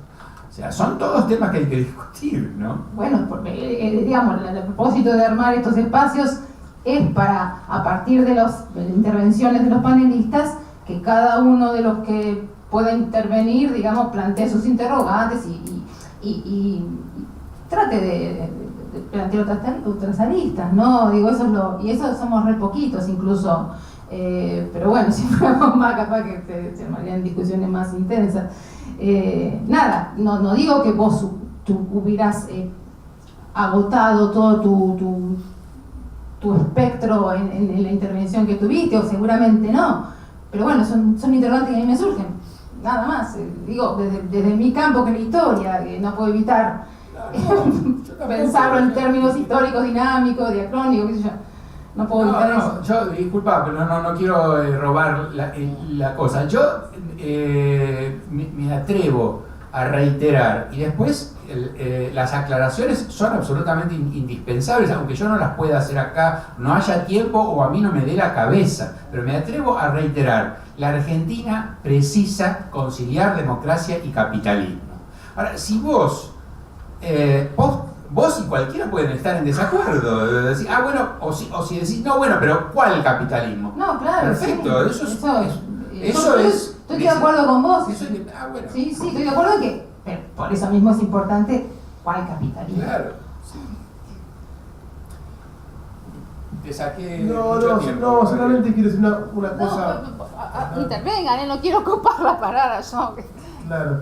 No, una sola cosa que me parece que tiene que ver con lo que estaban discutiendo ustedes recién, y que es que entre democracia y capitalismo y los modelos del capitalismo también está el tema del Estado. Yo creo que es un tema fundamental, del cual quizás hablamos poco en general, y es que Argentina tiene un gran problema con el Estado que tiene, que no está a la altura de ningún modelo de desarrollo, digamos. Tiene instituciones, digamos, de Estado muy débiles, con una capacidad de regulación, de ejecución muy débil, por supuesto con algunas islas de eficiencia, con algunas islas de, si uno quiere implementar una política impositiva menos regresiva que la actual, necesita tener una entidad capaz de extraer los recursos de la, de la economía de un modo eficiente, necesita tener eso. Y creo que Argentina eso lo ha logrado medianamente, pero no tanto en otras áreas. Uno puede decir, la UH es sin duda la mejor política social que tuvo Argentina en las últimas décadas, no hay duda, y la pudo hacer porque tenía una ANSES más o menos eficientemente construida. Si no tenía una ANSES como la que tenía Argentina, que fue un proceso de acumulación histórica importante, además de tener la plata para hacerlo, tenía las capacidades en el Estado para implementarlo. Entonces esas cosas yo creo que pensamos poco en el Estado, y el Estado, así como en el tema de los medios, me parece que el Estado tenía y tiene un rol para jugar como regulador, como ordenador inteligente, también lo tiene en un montón de áreas de la economía, de la sociedad, de la distribución de un montón de recursos que no son solamente económicos. Y si no tiene las capacidades, si no tiene las competencias, si no tiene las agencias para hacerlo, es probable que, por más que tenga intenciones, en ese sentido, no lo pueda hacer. Entonces yo creo que pensar el Estado en Argentina, la última vez que se habló de reforma del Estado fue en los años 90, y se pensó en un sentido, yo creo, incompleto y en buena parte negativo, porque no se mejoraron los entes reguladores de los servicios públicos, nunca funcionaron. Hay un montón de instancias de reforma del Estado que no funcionaron. De modo que si la última vez que se pensó el Estado seriamente fue hace 20 años por lo menos, y se pensó mal, deberíamos volver a pensar en esas cuestiones que me parece que, por más allá de qué idea tengamos de Estado, son básicas para construir una articulación un poco más virtuosa entre capitalismo y democracia, y para pensar la cuestión de cómo se distribuyen o se desconcentran ciertos recursos.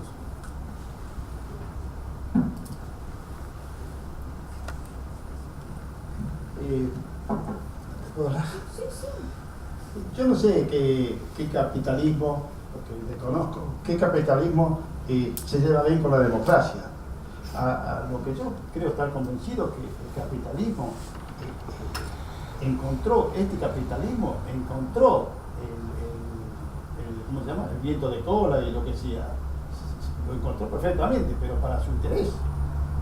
No sé si es un capitalismo que se va a ajustar con la democracia, pero que el capitalismo la tiene clara en el sentido de cuál es el rumbo que tiene que seguir para su interés, no me cabe la menor duda.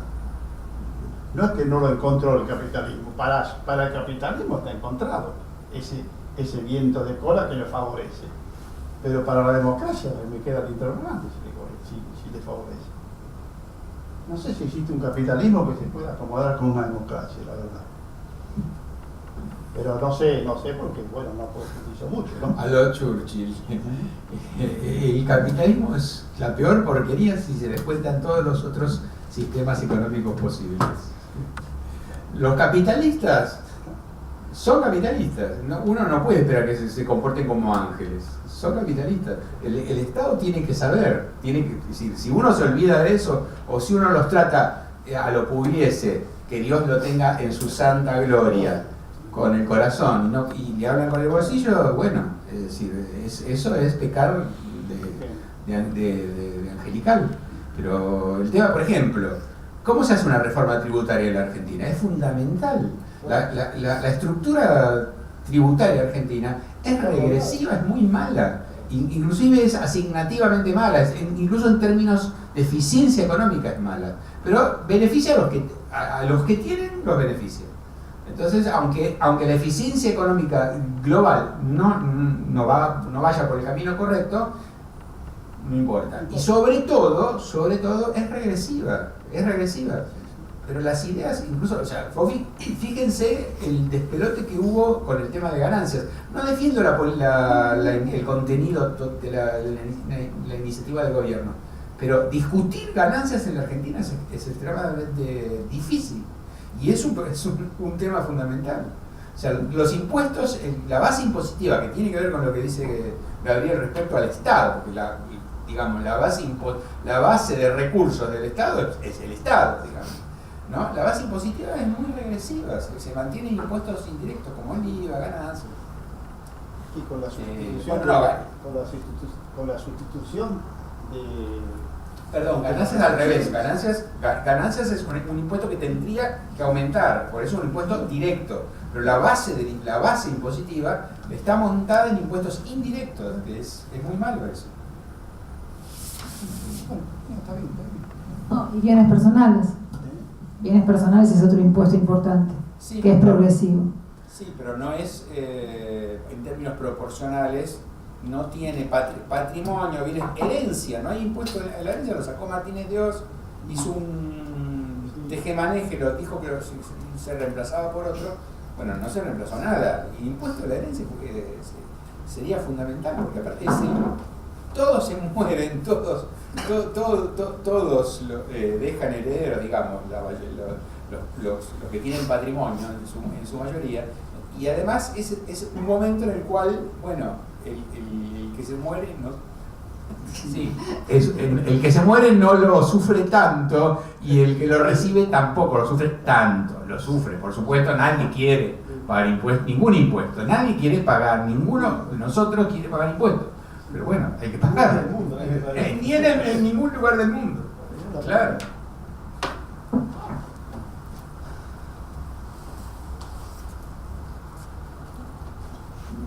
Acá.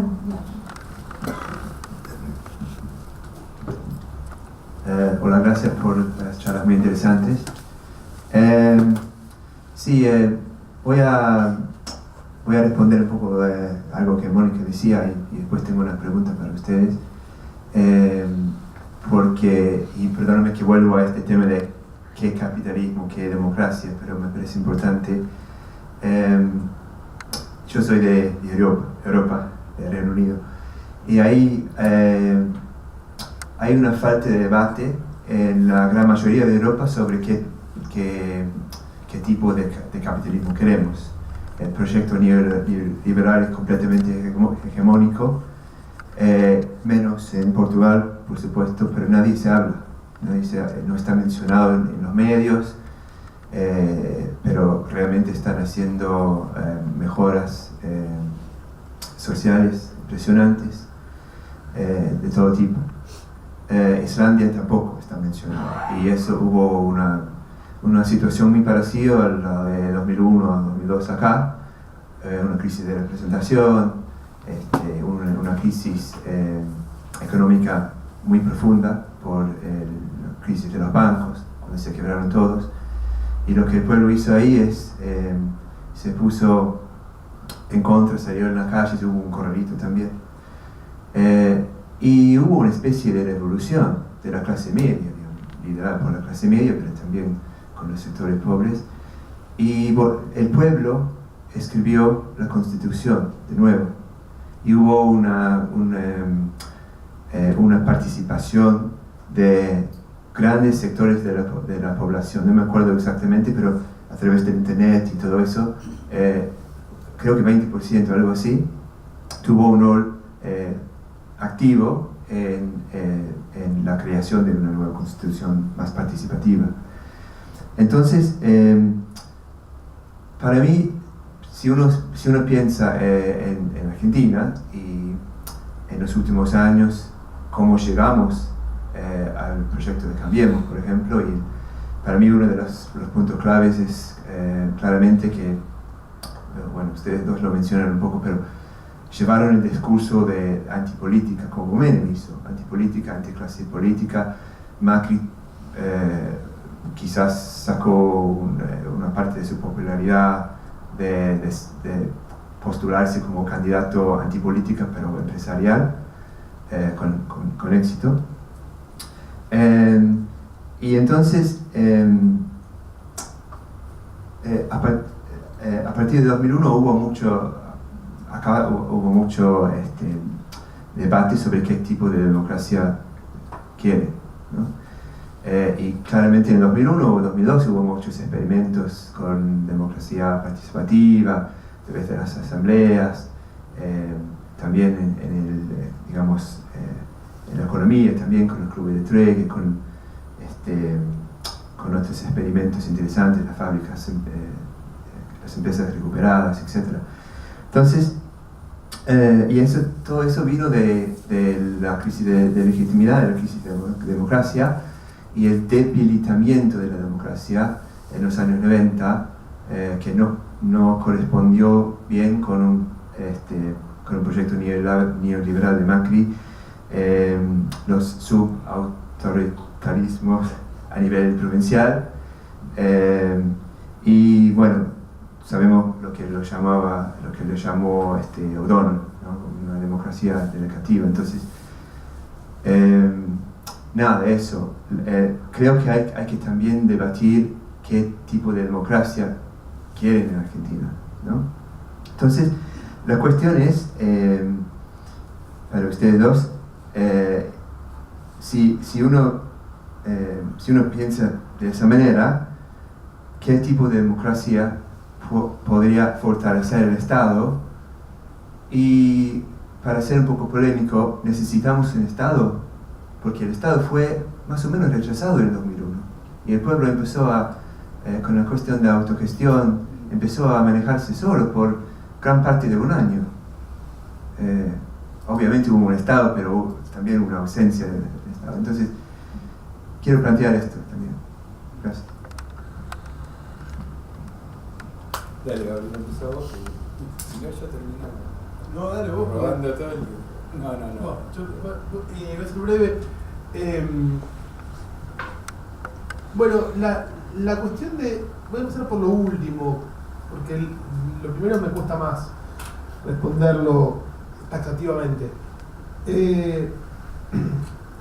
La cuestión de si hace falta o no Estado es una discusión que en Argentina fue muy fuerte en el año 2002, te diría, 2002-2003, con las experiencias autonomistas de esos años, ¿no?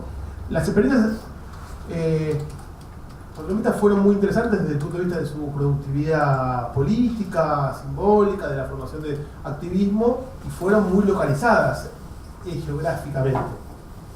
Quizás por la simpatía que causaron en los investigadores, fueron sobredimensionadas en términos de su impacto sociopolítico nacional. No estoy negando su, digamos, gracia, pero digo, la simpatía generada por esas experiencias hizo a muchos, digamos, por ahí sobreestimar su capacidad de coordinación y de construcción política. Tanto es así que uno puede decir, si uno mide la cantidad de estudiosos de las fábricas recuperadas versus la intervención de las fábricas recuperadas en el PBI argentino, y lo compara con la gente que estudiaba las industrias X en ese momento, tendría una ratio muy llamativa, digamos, ¿no? Entonces, sabíamos un montón de las fábricas, de las empresas más importantes de las fábricas recuperadas, y sabíamos muy poco de qué estructura productiva tenía el país. Ese tipo de cosas, nos hizo quizás querer fuertemente esperar que esas experiencias autonomistas fueran algo que quizás no eran en ese momento, más allá de la utopía. Cada uno puede tener como utopía lo que quiera, y es muy respetable. Yo hablo en términos de la capacidad de coordinación en la economía y en la política de las experiencias autonomistas y autogestivas. Y yo creo que lo que leyó claramente muy acertadamente el dualismo primero y el kirchnerismo después es que el principal reclamo del 2001-2002 no era menos Estado, era más Estado. Por supuesto que había reclamos de menos Estado de algunos grupos, te diría por izquierda y por derecha, porque el autonomismo coexistía también con un reclamo de menos Estado de sectores, digamos, defraudados por el modo en que la convertibilidad había terminado y con el modo en que el Estado había gestionado, o el gobierno había gestionado el final de la convertibilidad. Y uno puede decir, en ese 2003, en las elecciones presidenciales, hubo dos candidatos con un discurso muy fuertemente crítico del Estado, con posiciones más claramente neoliberales, digamos, que sacaron entre los dos un 40% de los votos. No es poco después de la crisis de 2001 y 2002. Con lo cual yo diría que la crítica al Estado era más masivamente por derecha más que por izquierda, aunque había una crítica por izquierda muy intensa y muy activa, y había otros actores que leyeron que en realidad había vastos sectores de la población que exigían más Estado de modos diversos, porque el más Estado puede significar mayor control y justicia, mayor vigencia de las instituciones republicanas, o puede implicar más intervención de Estado en la economía, o todo eso junto, o puede implicar más políticas sociales activas de compensación, protección. Digo, el significado de más Estado es sin duda polisémico, y uno puede decir, si uno mira el discurso inaugural de Néstor Kirchner cuando asume, el gobierno toma toda esa agenda, digamos, no toma todo. Después su gobierno toma algunas cosas y otras no, olvida algunas de las que dijo, pero digo, construye una agenda un poco heredada de Dualde y un poco nueva, vinculada con la idea de más Estado, no de más Estado, y creo que supo leer que esa demanda era mayoritaria. Ahora, después cada uno puede tener su opinión, digo, si te gusta más el Estado, si no, digo, es como, digamos, yo creo que, digamos, las utopías que piensan que una instancia de coordinación política no son necesarias, son superfluas, a mí no me convencen, digamos, pero ya son en términos de creencias personales. Digo, cuando Marx imaginaba en el programa de Gotha que uno podía ser artesano a la mañana, a la tarde cuidar el parque público y la noche de qué, digo, tenía una idea, digamos, de política débil, no solamente de Estado, sino de política débil. Yo creo en la política como una actividad transformadora, y creo que también la modernidad asoció la política, digamos, con el Estado, no solamente con el Estado, pero el Estado es fundamental para que los débiles puedan hacer política. Sin el Estado, creo que los débiles pueden hacer menos política, digamos, que a pesar, digamos, que el Estado se dedica muchas veces a crear condiciones desfavorables para la percepción, digamos, de los débiles, es mucho más, es mucho menor el daño que potencialmente su capacidad de compensar, digamos, es la única entidad que puede compensar las diferencias de poder entre los fuertes y los débiles, digamos. Entonces, digo, yo creo que, digamos, me costaría imaginar hoy una sociedad sin Estado que no sea al mismo tiempo una sociedad sin política y sin compensaciones o sin discusiones, digamos, distributivas, que son las, digamos, que importan muchas veces en términos de modelo, ¿no? Pero bueno, ya ahí yo me fui para utopías y siglo XIX, me fui un poco lejos. Bueno, no, yo dos cosas. Primero, bueno, que siguiendo un poco lo de Gabriel, si uno toma en cuenta las formulaciones que, bueno, personalmente encuentro que tienen cierto valor, digamos, sobre la economía mundial, digo, por ejemplo, qué sé yo, el libro monumental, digamos, de Piketty, digamos, a la hora de ver las propuestas, ¿no? Esas propuestas suponen autoridades estatales fuertes, es decir, suponen que para domar al capital en el siglo XXI van a tener que fortalecerse autoridades estatales. En todo caso, con un fuerte nivel de coordinación, porque si no hay un cierto nivel de autoridad global, el capital globalizado no lo podés domar, pero precisás autoridades estatales. Hacia adentro, digamos, eso uno podría decir, bueno, a nivel, digamos, de la escena económica mundial. Hacia adentro, lo que pueden ser esquemas de desarrollo de igualdad de oportunidades, igualdad de resultados. Yo creo que los dos son importantes y son complementarios. No comparto esas visiones, digamos, que oponen uno al otro. Hace falta poder público. Ahora, que ese poder público se pueda democratizar, pueda ser, digamos, más de mayor escrutinio por parte de la sociedad o de mayor participación por parte... Sí, claro, hay diferentes diseños estatales, pero yo en ese sentido estoy de acuerdo con lo que dice Gabriel. Y respecto al tema de la democracia, es todavía más elusivo, y ahí entramos más a decir, bueno, a mí me gusta, qué sé yo, las violetas, a vos te gusta las mariposas, porque yo te puedo contestar mi posición.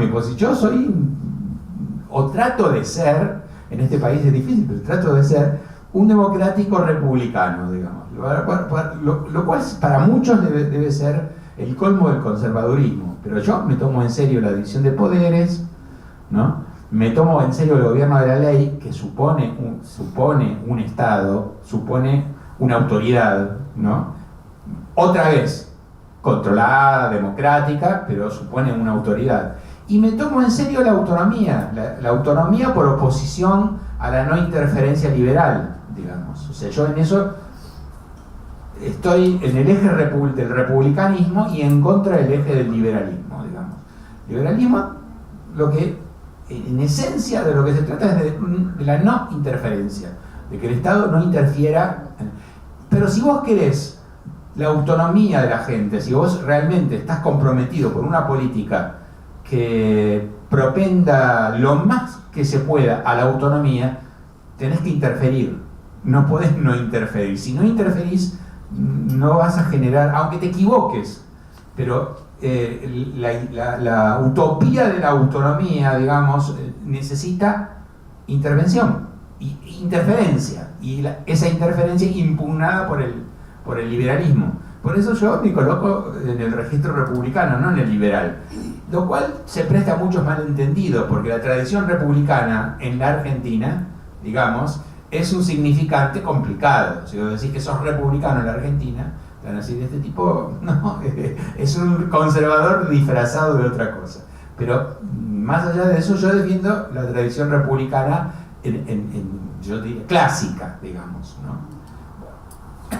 Pero es mi opinión personal.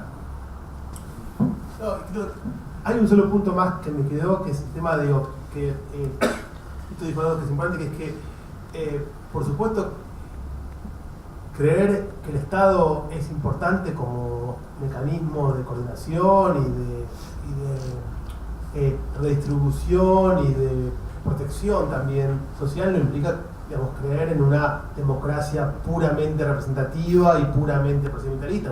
Yo creo que el Estado debe ser controlado, debe ser auditado y debe ser, digamos, también habitado, digamos, por el debate público, por la participación, y creo en esas cosas, digamos. Creo que esos son modelos democráticos más democráticos sin duda, pero no creo que sea contradictorio con el Estado, sino creo que es un modo de entender el Estado y la democracia.